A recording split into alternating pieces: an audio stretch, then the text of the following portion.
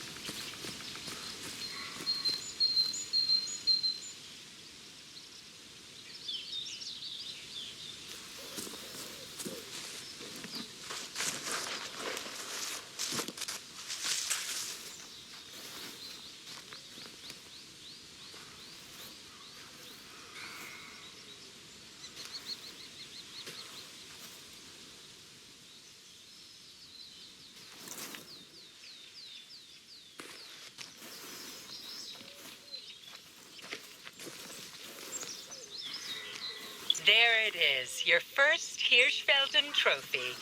Go ahead and harvest it.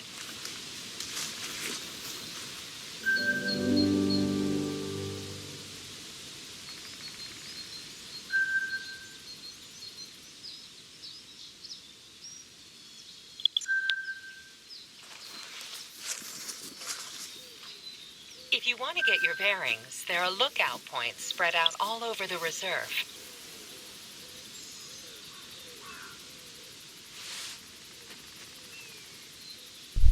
Hello boys and girls, welcome to the performance section of the video. So as you can see, playing at 720p provides us a way of playing between the 20 and 25 FPS, as if you choose 800x600, the game will be mostly between the 30s and the 40s, which is perfectly playable. Although, like I told you, at 800x600 or 1024x768, the HUD won't scale decently to those resolutions. It's just like it's only perfect above 720p, which is a shame, and I hope they fix that. So 800x600 only dropped from the 30 FPS on 0.6% of the times, so it was just a slight drop over there. And the game just used 1.1 gigabytes of RAM, 1.1 gigabytes of VRAM, 3.8 gigabytes of RAM. CPU usage was a little bit high, it was between the 50 and the 80%, but it wasn't enough to bottleneck the GPU, so the GPU was delivering its maximum power, okay? So that's all. This is how the game runs for now. I believe this game is very unpolished by now on release, and I believe they will fix it eventually, fix a lot of bugs.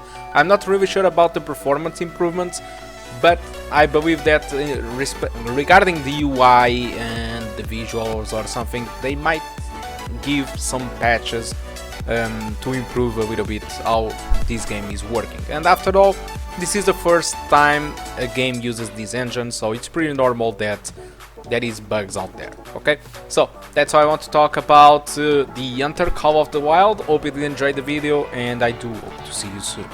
Goodbye.